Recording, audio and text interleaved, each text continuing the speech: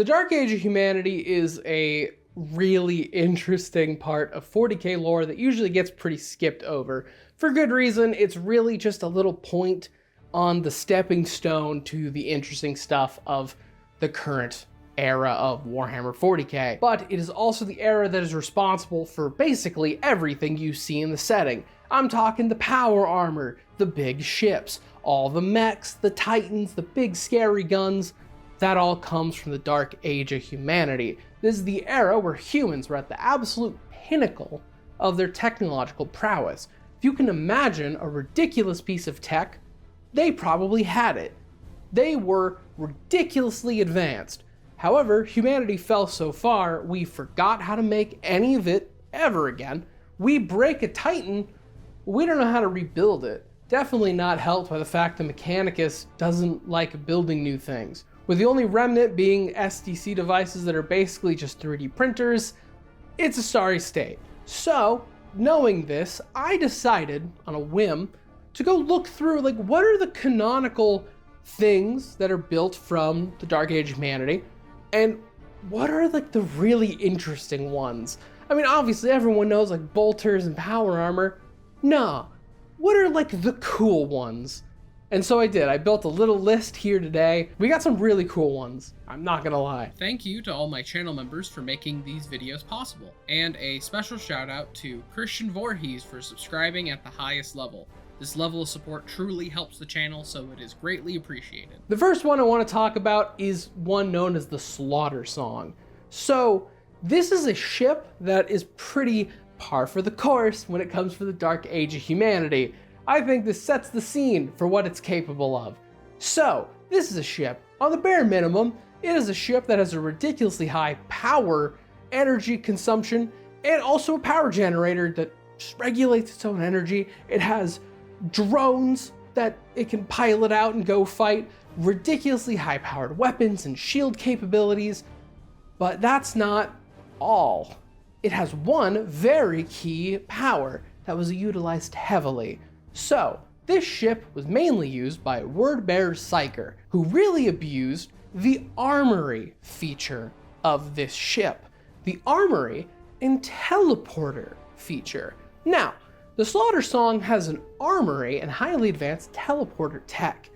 Alongside its just normal weaponry that it has inside of it, or any of the weapons that you put inside, if you're out in the battlefield, say for example, a bunch of dudes are running your way, well, simply put, you can just communicate with the Slaughtersong in your brain. You're mentally linked to it. Just poof, a bolter is in your hand. It just got teleported from the armory. You shoot those guys down. Uh-oh, Terminators are coming that way. Well, poof, your gun is gone. Now you got a las cannon to shoot those Terminators. I think this might sound a little boring, but I want you to picture in your mind in a setting where we have gritty, grimdark, war is everywhere.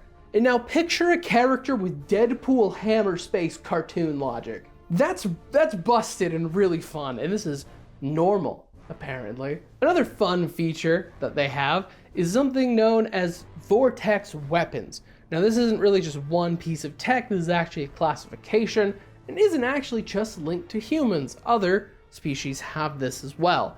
Vortex weapons are what is known when somebody decides, what if we built a weapon that brings a portal to the warp? The key form that this usually pops up in is the form of a vortex grenade. You pull the pin, you toss it at a group of dudes, a rift in space and time opens, a gateway to the immaterium. It's casting everybody into the warp, and then it closes. Or alternatively, it doesn't close, and it travels along the battlefield. But there's actually more variations of this. We have vortex missiles, vortex torpedoes, vortex cannons.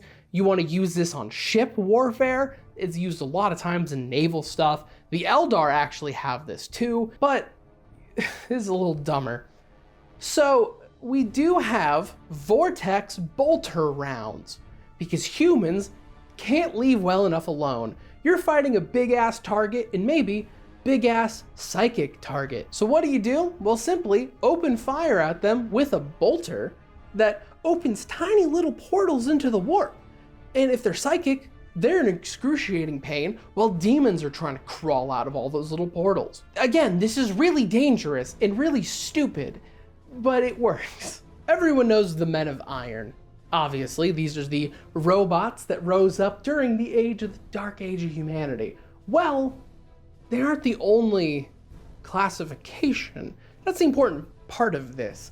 While the Men of Iron are Dark Age of humanity creations, it's not an invention, it's a class.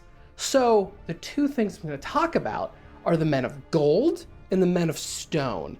So how it goes. The Men of Gold are people, they're humans, full on like a subsect of humans, that are allied with the Emperor somehow during the rise of humanity, allied with his ideals of uplifting humanity and going to the stars. They made sure humanity was set on its quest of colonization right at the beginning of the space age. So to do this, they created the Men of Stone, which were people in a sort of half-life state where they were completely immune to the negative effects of the warp.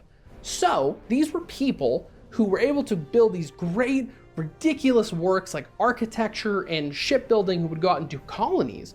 However, the demons couldn't do anything about them. Basically, they were just really good blanks. And so it's these Men of Stone that then created the Men of Iron to be their eyes and ears, as it's said.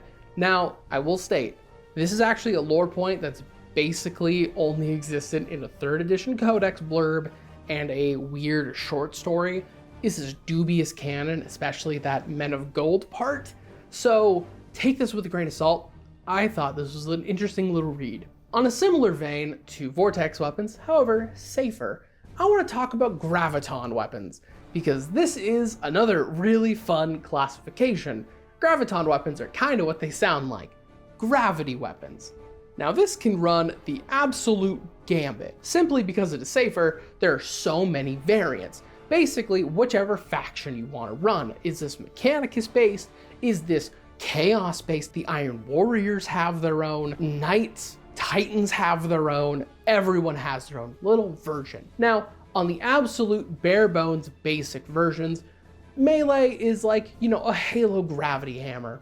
Pretty normal. On the other form is what you get when the basic grav gun shows you. The grav gun is a weapon that has 2 main versions and 2 main functions that it can serve based on what setting you put it in.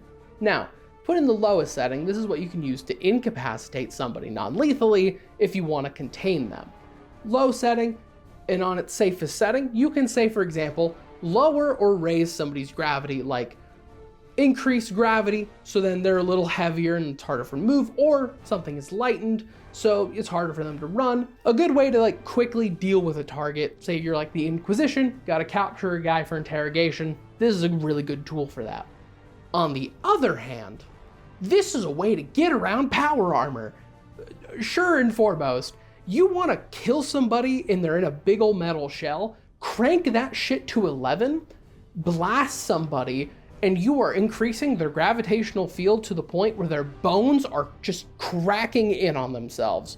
It's brutal. The absolute waves of force that is being influenced goes through armor. It can't be stopped, which is why graviton melee and graviton guns are just really handy, especially for anti-tank, which you see on the really big guns, and in melee. Now the last one. The last one is fucking terrifying, I'm not gonna lie.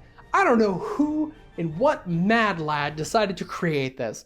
This is known as the Blood Tide. Now the Blood Tide is a swarm of nanomachines that was created in what I guess is the Dark Age humanity's answer for how do we get around the little idea of committing planetary genocide. Well, it's so simple. You send out your nanomachine swarm onto a planet. They go and infect every single person on the planet. They get into the bloodstream of every human. Now, they're in the bloodstream, and on a command, at the exact same time, they all jump out of every single person, violently, drowning the planet in blood, hence the Blood Tide. Now, this was used once, because they did it and immediately lost control of the Blood Tide, and the humans way back in the day were like, okay, we lost control, but the blood tide immediately went dormant on the planet we used it on. I guess this is a win. I'm happy it didn't go bad, and let's hope no one uses this horribly in the future. Somebody used it horribly in the future. A demon prince for the Alpha Legion found it and had a lot of fun. Where this led to a really long story where he was committing mass planetary murder, and the Raven Guard eventually came to stop them. And then the Blood Tide was actually like not a fan of mass murder and told the Raven Guard how to kill them. Their weakness is fire. They can actually spread because it's almost like a virus, because they actually popped up again later in the White Scars, and Corsaro Khan had to deal with the Blood Tide as well. And this is actually the Blood Tide, the whole thing with them. The Blood Tide also is the same story where that like whole memed on event with the Grey Knights killing a bunch of Sisters of Battle to like use their blood to create like a shield of purity. That's that story. The Blood Tide popped up here again. It's that scary. And yeah, that's just 5 creations of the Dark Age of humanity. There are a couple more, like the Golden Throne I think is a pretty big one, but you know, everyone knows about that. So yeah, if you like this, like, comment, subscribe, do that stuff. I got some fun other videos in the works, so see ya.